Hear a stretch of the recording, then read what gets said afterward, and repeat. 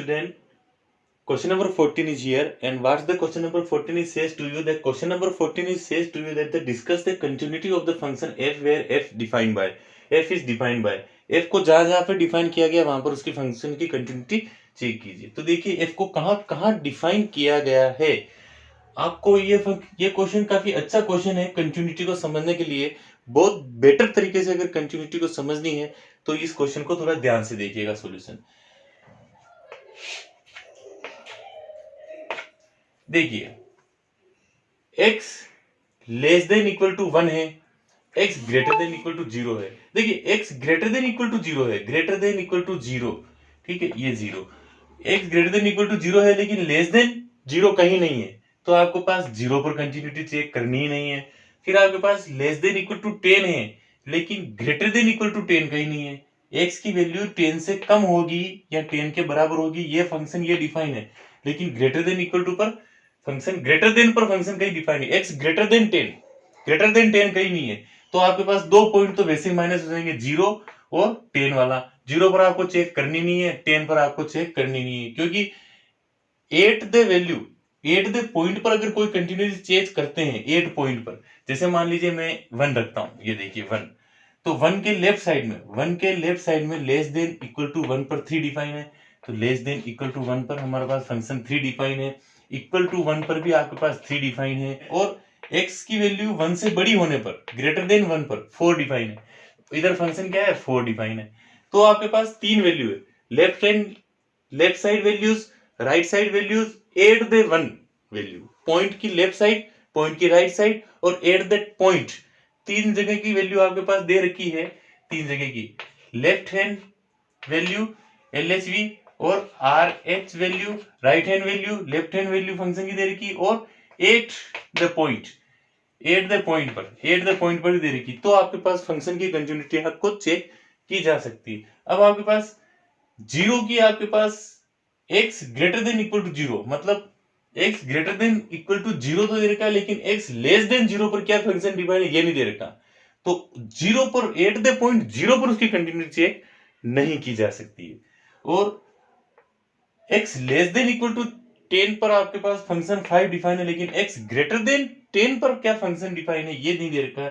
तो at the point 10 पर आपके पास वैल्यू नहीं दे रखी है फंक्शन की कोई भी, तो एट द वैल्यू 10 पर आपको फंक्शन की वैल्यू चेक करने की कोई जरूरत नहीं है। तो अब आपके पास पॉइंट कितने बच गए, पॉइंट आपके पास 1 बच गया और 3 बच गया, क्योंकि x लेस देन 3 है तो x greater than equal to 3 भी है।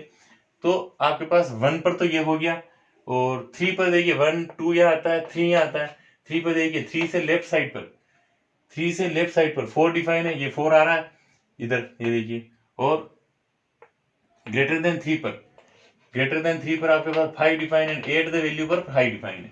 तो आप यहाँ पर देखिए, ये रफली आपने थोड़ा देख लिया होगा, इसको देखने की जरूरत भी नहीं है, वैसे सॉल्यूशन आप स्टार्ट कर सकते हैं, ठीक है।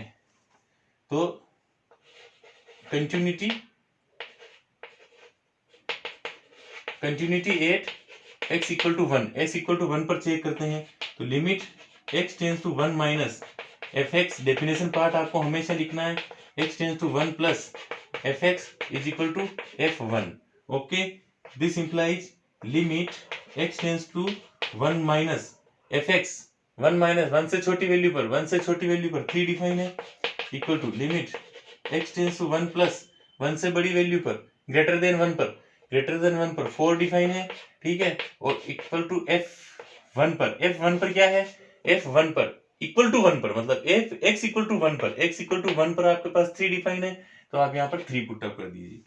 दिस इंप्लाइज आपके पास आ जाएगा यहाँ पर x इक्वल टू 1 पुटअप करना है, इस पूरे यहाँ पर कहीं पर x वैल्यू, यहाँ पर आप देखते हैं कि यहाँ पर कहीं पर x है क्या, x नहीं है, तो x इक्वल टू 1 भी पुटअप नहीं कर सकते हो, तो इसका आंसर आपके पास 3 ही आएगा।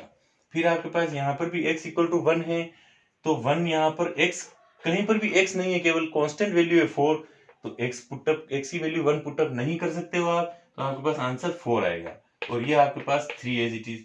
तो देखिए तीनों value LHL does not equal to RHL does not equal to value of the function at 1. This implies fx is discontinued at x equal to 1। Now अब आप चेक कीजिए 3 पर, 10 पर 0 और 10 पर चेक करने की जरूरत नहीं, इसका रीजन मैं बता चुका हूं आपको। Now continuity 8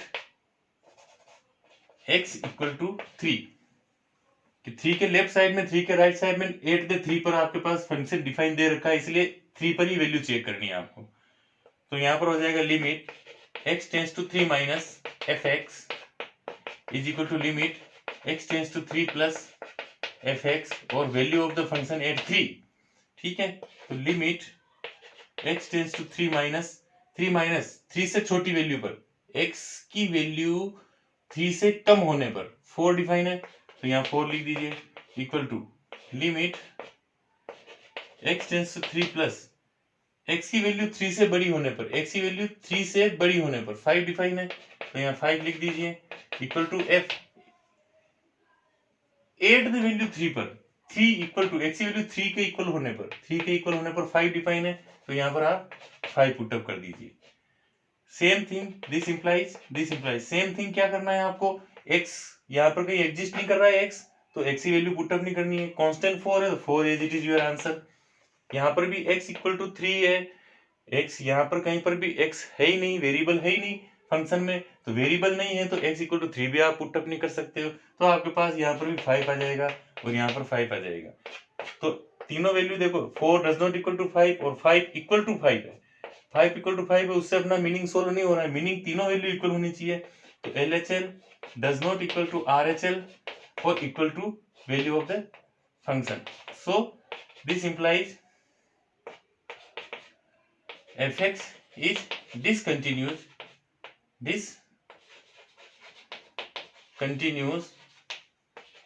at x equal to 5।